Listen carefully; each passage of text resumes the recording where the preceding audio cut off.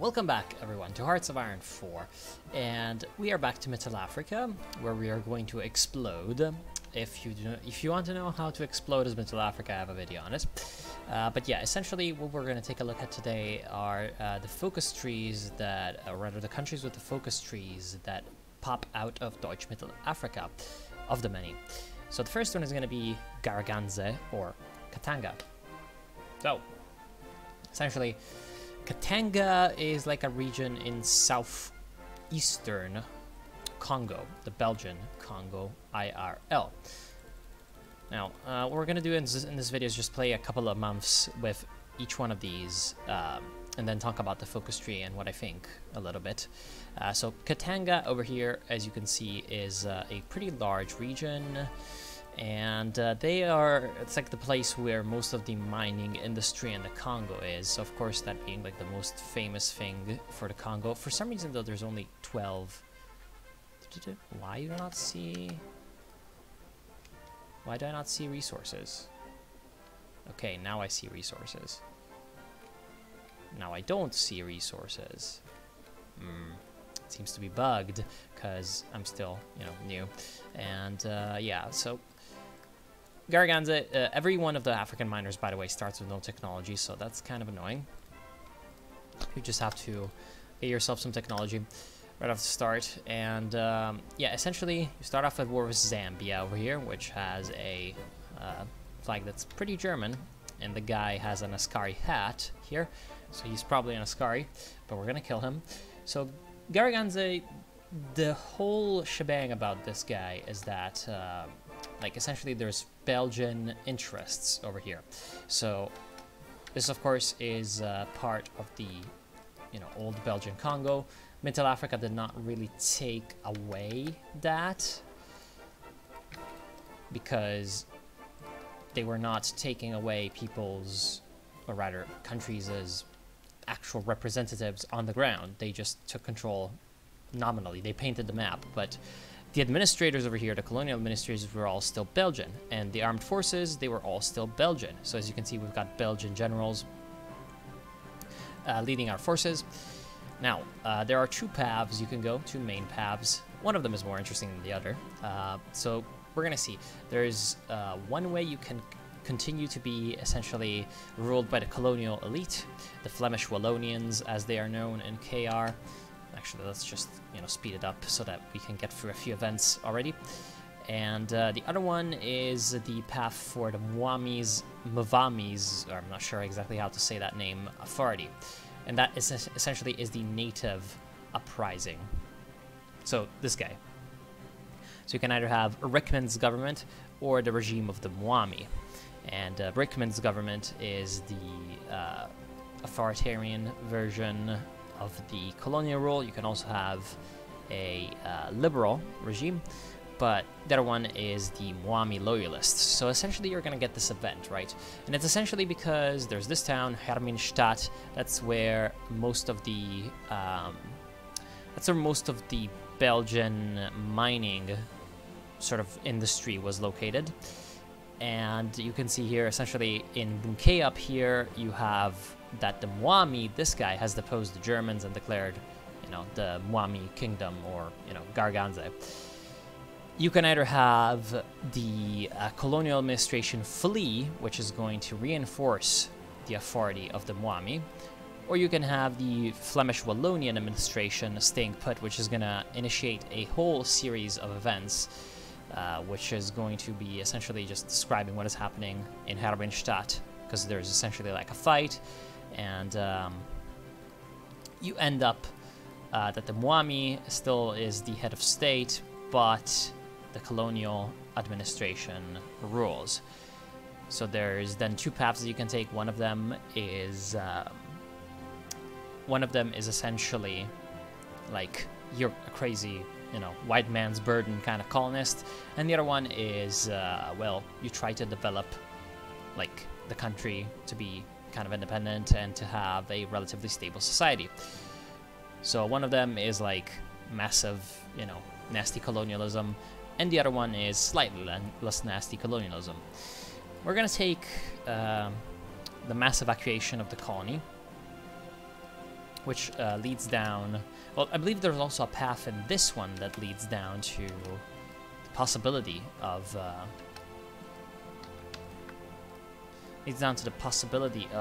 that being restored. I'm not sure. Let's see. You can take these focuses for sure.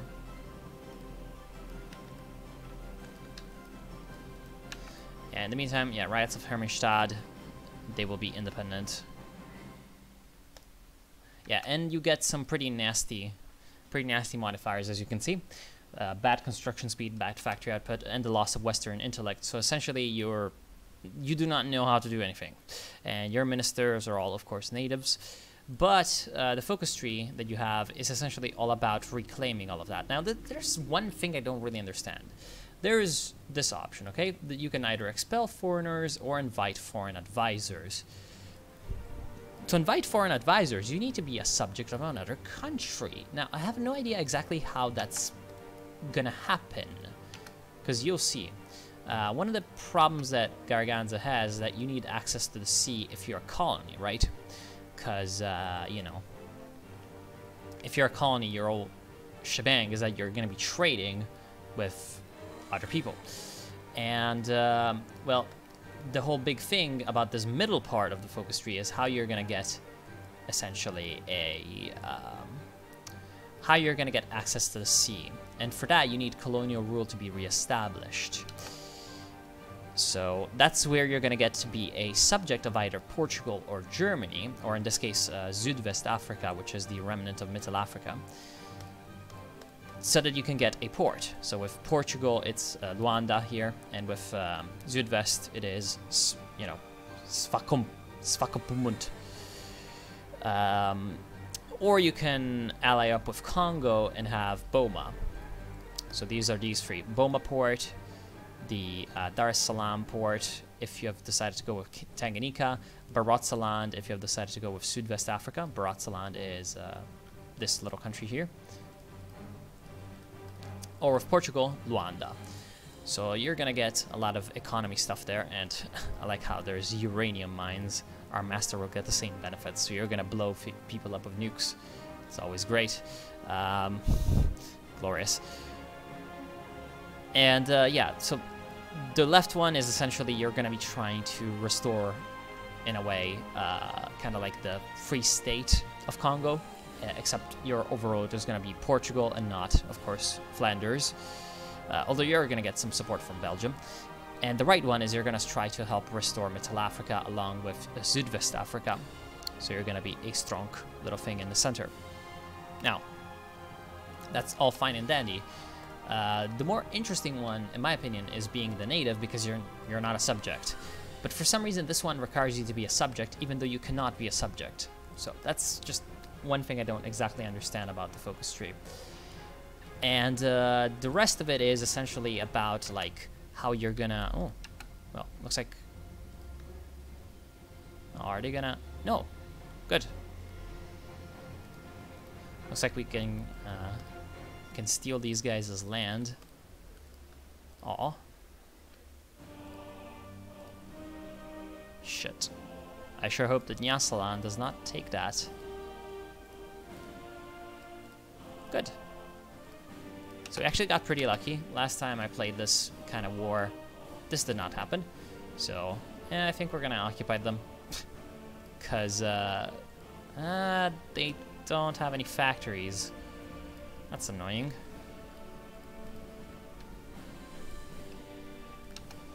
They don't have any factories, so... The only thing that they're useful for is manpower. And, yeah, I guess we're gonna keep them. We're gonna keep them, that's fine. So, essentially this is what you're gonna do, like, you come down, the Mwami's authority, expel foreigners. This is all pretty good for your stability and recruitable population and political power. Then eventually you're gonna start to regain some of your industrial bonuses that you're losing, but you're not gonna be nearly as industrially strong as if you are, you know, trying to trying to emulate, yeah, like for example, the Europeans. In that case, you are gonna get a lot more, you know, industrial things. Lumumbashi, city of the future. So that's kind of what I think about it. Like, it's the most interesting part of the focus tree is also the most gimped, because you're not a subject, so you can actually like declare war on people and stuff. Although you can do that also if you're just the colonial rule and you don't, you know, take puppet ship. You don't get puppeted by anyone. So yeah, like the native path, as much as in my opinion it is the most interesting because again it is the native one, it's probably the most gimped because you start off with like free factories, and you know, you just wait, free factory, what? What do you mean free civilian? Oh, they're probably buying my steel or something. Consumer gets construction. Now I want to know where they're from. God damn it.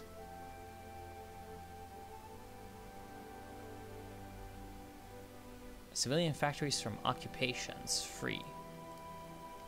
What? You're lying. I have no idea what's happening.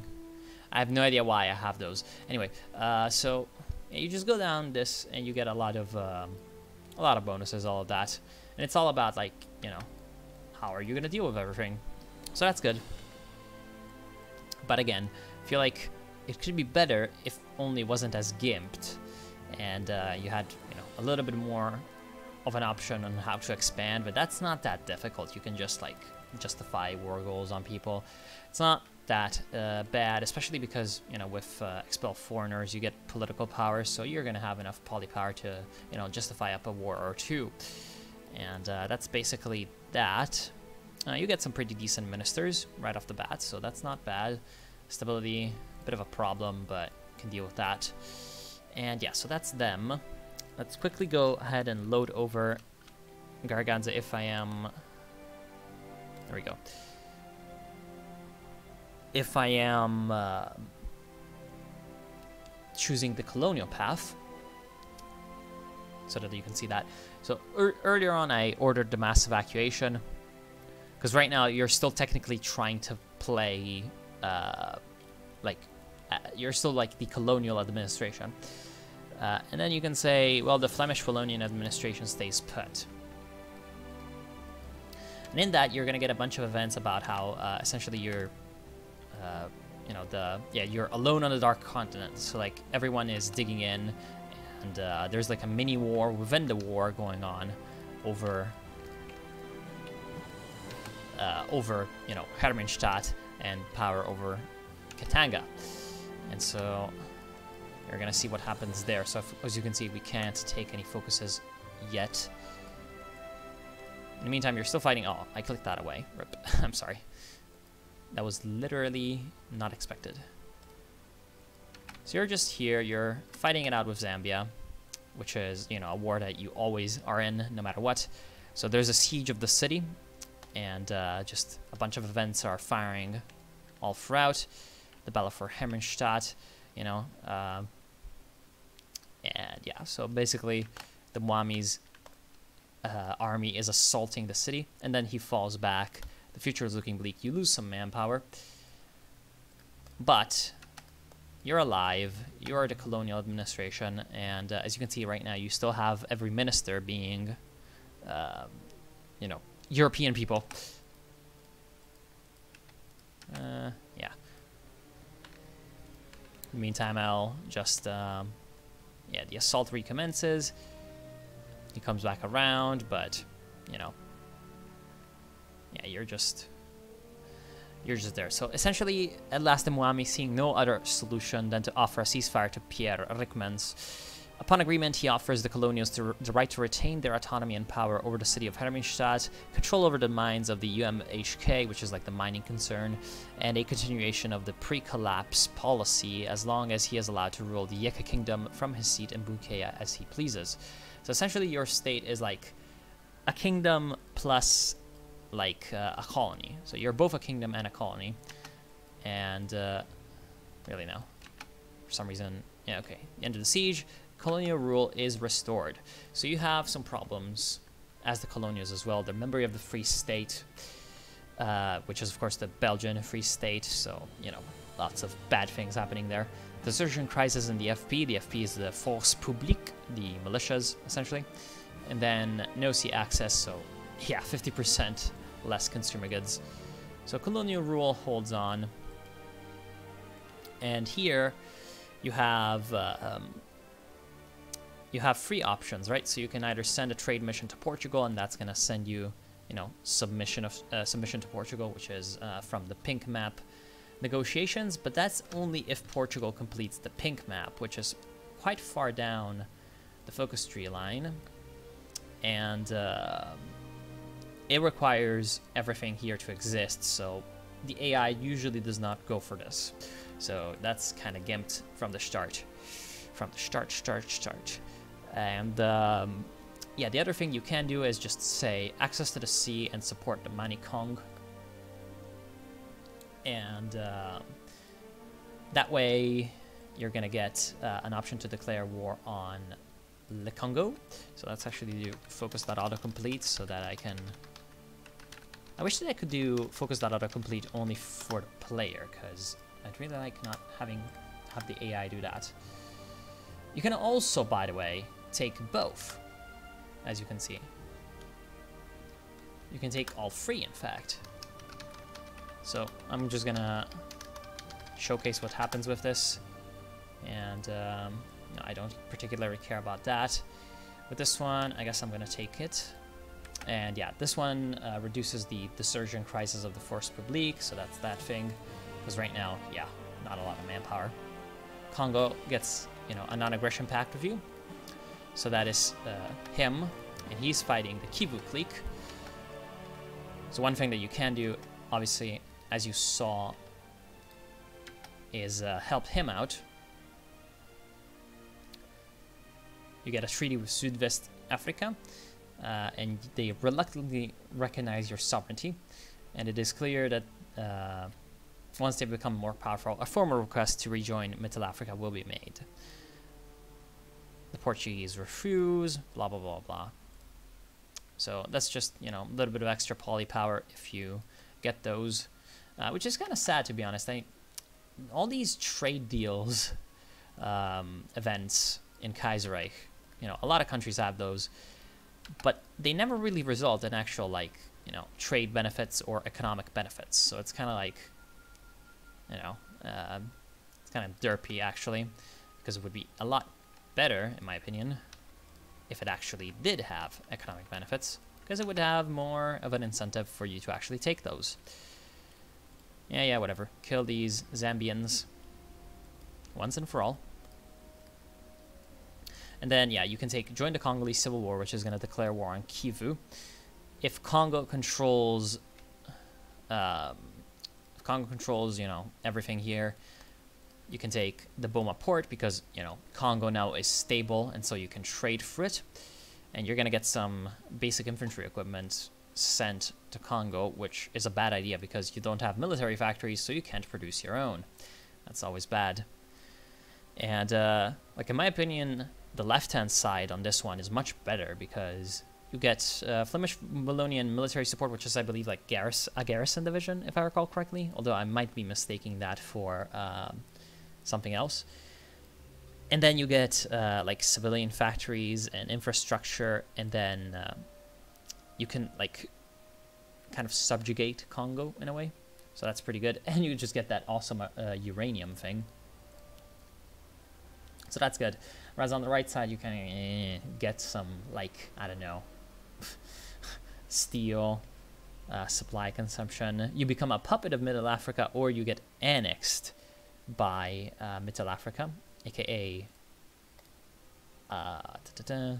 aka Zuidwest Africa here, which we're gonna take a look at soon. And yeah, that's about it. So you get some free wars as this guy. That's one good thing. Like, if you're taking this path, you get a few free wars. And by the way, as you can see, this guy is still the head of state. And you get to have, you know, elections and a a lot of free factories, so you're going to be kind of an economic powerhouse compared to just being a native. So that's clearly just a lot better. Anyway, we are going to go back over to the explosion. And this time we're going to take a look at Zuidwest Africa, which is slightly simpler to play with. So the third option is Tanganyika, but they don't have a focus tree, so yeah, whatever. Zuidwest Africa, the only place still under white rule, and it is, unless Katanga keeps, you know, the colonial structure. Anyway, with Zuidwest Africa, you're in an interesting position because you're the remnant of German power in here, and you know, that's good because you get very good units. Get very good units, get very good generals, and yeah, your whole focus tree is essentially kind of annoying because there's this left-hand side, which is kind of interesting because you start off in a civil war against Ushonashimi, who is the leader of Namibiland. Of course, this all is kind of like Namibia in real life. It's called Zuidwest Africa by the Germans. By the way, there are still Germans in Namibia today, so it's kind of an interesting thing. And your whole shebang is you're going to be defeating Namibia, and then you're going to be defeating Baratsaland here. But, like, unfortunately, very unfortunately, this is kind of annoying because, like, you're supposed to be the remnant of Middle Africa, and the focus tree hints that you're going to be reclaiming Middle Africa for Germany and reuniting it. And it's just all over the place, you know, in texts, like, for example, over here, like, our land borders with these rebellious African warlords, you know, you're going to be taking them down. Then once you get this a new Statthalter, this, you know, new Statthalter, like, event to choose your new head of state, well, it says, like, what the policy for reunification of Middle Africa is going to be, you know? So you're thinking all about that. But really, in reality, the entire focus tree is about, well, first, this part is kind of short, and it's about defeating Namibia. And you get some nice mechanics, by the way. And it's because, for example, you can sneak behind enemy lines, and then that's going to spawn, like, units here. So that, you know, if the enemies have, like, troops here, then you can surround them. Just like when they don't expect it. Then you can get some free equipment and divisions from Germany. You can get some nasty effects from conscription. You're gonna need it because your manpower is low, and because you have once you get like Germany to be your overlord again, reestablish German rule, you get a lot of negative things to recruitable population, which is a little bit like if you know over here, Deutsch Ostasien. If you go straight down like the German line of the focus tree, down here, a German force, you basically are the same over here in Zuidwest Africa. But the main problem is that to reestablish German rule, you become a subject of Germany. And you might be saying, well, that makes sense. Yes, it does. But through the focus tree, you only get a war goal, or rather, a declaration of war, because you can't declare war because you're a subject. So you don't get war goals. You get just declares war on Baratsaland. So essentially, you're gonna sit there and you're gonna need to. And by the way, to get this campaign started and declare war on Baratsaland, you need to take all the economic focuses all the way to the economy is revived, and all the military focuses all the way to campaign-ready forces. So what essentially happens is that you need to wait, you know, a few years, and then you can just fight one war, which is over really quickly because you're going to have accrued a lot of bonuses, and these guys are not that strong. So that's why Zuidwest Africa, in my opinion, is like, it has the most potential out of all of these because, you know, what if you actually had, like, a tough campaign ahead of you to reclaim at least Central Africa, you know? If not all of Middle Africa, also in the northwest. But it's not the case. It's unfortunately not the case. And there's really also no point in showcasing everything because, yeah, it's just what you'd expect. You defeat the Namibian indigenous revolt. You take some focuses to get your modifiers, your bad modifiers to go away, and then you declare war on this guy, you know, 2 or 3 years down the line, and you kill him. That's all. Then we need to take a look at the last real focus tree, which is Gabon. What? Yes, I know Mittelafrika collapsed. Anyway, Gabon, as I'm calling it, or Gabon, as I'm sure many... hold on, that is a bad idea. Gabon starts at war with the Congo and with Cameroon. So they're in a not great position to start off the bat. And you only have one general, so that's too bad for you. What's interesting is that you have a focus tree. It's a tiny one, but it's kind of nice because you're used to be a French colony, right? So, well, what's going to happen is you're either going to have a syndicalist coup. You can, of course, choose whether or not you're going to have a syndicalist coup or a, you know, you're going to keep your liberal government or whatever. And that's kind of fine. The main problem with Gabon is that you're in a two-front war. So I'm just going to go ahead and show like what happens with the syndicalist coup because, you know, democracy remains is just the same. And you have a few events to help you out with France sending in, you know, supplies and military and all of that. And yeah, again, the main problem with you is that you are a little tiny country embroiled in a two-front war, so it's never that great. And actually, yeah, okay, let's just continue being very quick. Adamawa clique, he always dies. Let's just be very, very quick about all of this. Just gonna need to let these 70 days go by, and then socialist coup, contact the French commune, invite the French advisors, all of that. And you can also become totalist, I believe, for there, which is kind of nice. Do you have anything? Yeah, you've even got some unique ministers and stuff, which is always pretty good. Although, unfortunately, none of them are socialist, so once you have the socialist coup, you're kind of screwed. Although you might get some ministers for free or something. Don't remember. Oh, come on. Yeah, again, this is the main problem. It's a lot of jungle. It's a lot of jungle, and you have shitty units. So you're going to have problems. Also, you are in an area with not that many men, only 300,000 population in Gabon. So you have a bit of a problem when it comes to manpower.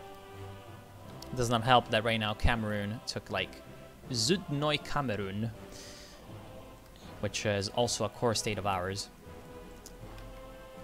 And the other one, by the way, I'm just gonna showcase this very quickly, but the other one, oh, on our own. No, you're not on your own. The other one African nation that has a focus tree, a tiny one, but one nonetheless, is the HOI. The HOI is Benin, I believe, in real life. Well, I mean, it used to be called the HOI, now it's called Benin. And their whole shtick is that, well, they used to be a French colony, and so when everything explodes, they're like, France, help. And France is like, yeah, sure, you're my bitch now. So their whole focus tree is about like how they're gonna deal with France being there, and just some unique Dahomey things like the Dahomey Amazons, the King General of Dahomey, because like this is a very martial society. So you're gonna have some relatively good units considering the tiny focus tree that you have, and you know, relatively good bonuses and stuff. And you can, you know, empty the barracks, strip the banners, and expel the loyalists of Germany, which is always kind of nice when people meme things. Anyway, so the coup, if the coup is successful, you get the radical socialists in charge here. Or if democracy remains, nah.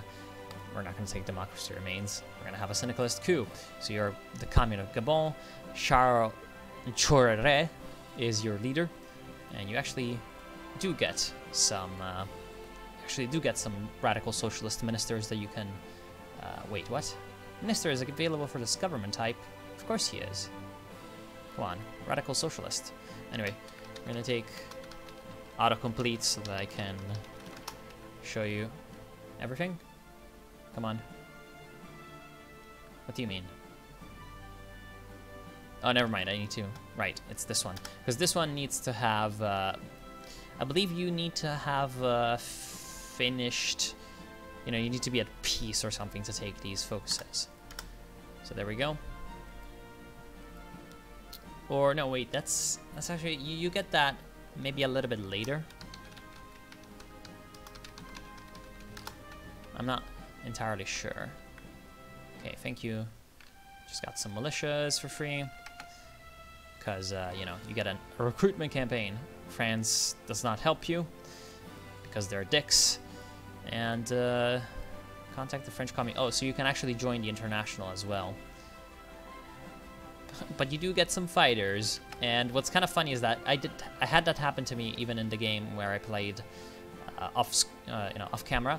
But the stupid thing is that, like, you don't have an air base. You don't have an air base. So if they send you 50 bloody fighter ones, it's like worthless because one, you don't even know what a fighter is, and two, you don't have an air base to deploy it from. So it's pretty stupid. It's like, what am I gonna do with this? Oh well. And yeah, the French exiles, you can join the Entente, of course. That's what you'd expect. And yeah, that's basically about it. Basically about it. So I'm just gonna show you, in case you do not believe me.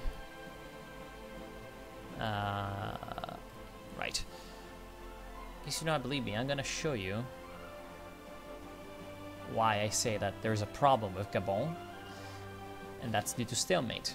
Because right now, for example, if we go ahead and look at this save, which is in 1940, so about a year and a half after it all starts, like up north in Cameroon, I had some progress, but you know, it's not like I can do too much, you know, extra there. Of course, my general has become very, very cool because he has been fighting so much. And in the south, I've been doing well against Congo and even took a province, so I have a factory, which is like, wow. But just Congo has so many men, and they also probably have a bigger stockpile than you do, and they have a military factory, so they can even, like, actually produce weapons, which is not a luxury that you have. And since the French bloody refused me this time as well, you know, my gun stockpiles are dwindling, slowly but surely. If we take a look at my equipment, yeah, we're missing 1,500 equipment. So right now I'm just kind of sitting back. If you look at my wars, you can see that the Congolese have lost 46,000 men, while I've lost 10,000 from them, and that has only been because of some blunders that I made. But I'm no closer to actually beating the Congo. Although I am sure that since you're a syndicalist, and since you don't really have that much time to get, you know, focuses, because you need to be at peace for this one, you're gonna get a bunch of polypower, and yeah, you can justify some war goals relatively easily against people like, you know, the Teke Kingdom and all of that. So it should not be that difficult after you have dealt with Congo. Wait, Pedro VII used to not have a Portuguese name, but he's not a subject of Portugal. How does that work? See, I don't think he has reminded the Mani Congo of his duty. But nope. And wow, the agrarian revolt at the same time as a Bhutan war. Looks like Bose is in trouble. Oh, he's got Burma. Never mind. Burma always spams divisions. Still though, what I was saying is that, like, yeah, you have some problems as the Gabon commune, but you have some good potential. And I feel like this is like the big theme of all these Africans. It's like it just needs just a little bit more for these to be like really viable as some nice campaigns that you can play. But it just lacks that oomph, that slight oomph that it really, really needs for them to be playable. Because as it stands, you're just going to be sitting around for a while, you know, just kind of either slugging it out, you know, in wars that you can't really win, or you're going to be just sitting around waiting until you can somehow get war goals on other people. The only one that kind of escapes it is Garaganze, but everyone else is kind of in that position. And yeah, that's kind of unfortunate. Although Garaganze also has problems from time to time of, you know, it can't really win its wars, but it's in a better position than everyone else. It's in a better position, definitely. And the big problem with Garaganze, instead, is the fact that its economy is shit if you go with the native path, which is the most interesting. So yeah, that's kind of about it. So I will leave you. So thank you all for watching. I hope that you've enjoyed this playthrough. This, well, not really playthrough, but this video. And I hope that I'll see you soon. And like, for example, yeah, I would do this, right? And the Congolese are actually really dying. Could I win this fight? Maybe. Because, yeah, they look to be pretty much in trouble. So yeah, like, even if I would beat this, you know, Congolese army, it's like, what am I gonna do? Because I just take them out, and I take Barfstadt, and then they can just hide across the river in Friedrichsburg. Although, I guess I take their industry here, which is good. Yeah, I guess I'm... See, as I was complaining, I'm actually able to break this stalemate, which is quite fun. And yeah, of course they brought in extra militias, but that's fine. It's only one division, and I can force attack it down.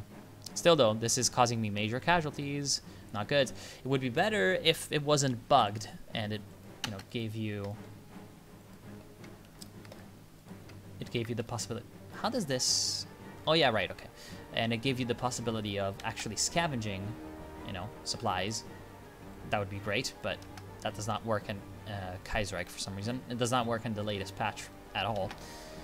So yeah, here you can get some convoys, good. Now you advance on Friedrichsburg, but it's like, you're not gonna take it. Come on. Still though, with Gabon you do have some ways out of the stalemate, it seems. I was a little bit premature, and well, I like that. You do get some like unique portraits. Ooh, wow. Oh my god, that's so rare. Anyway, you do get some awesome portraits, by the way, with these African nations. Like, for example, you can see your leader just looks awesome. Give me men for the fighting. Yeah, like the portraits look awesome. The you can get some pretty generic portraits as your generals, but they're still pretty good. And yeah, I overall enjoy everything, but again, needs a little bit more spice for it to be really good. Just kind of the most sad thing about this whole like Mittelafrika rework thing is that it could be very, very good. Instead, it's just kind of good, you know? So yeah, I'll see you soon. Have a good day.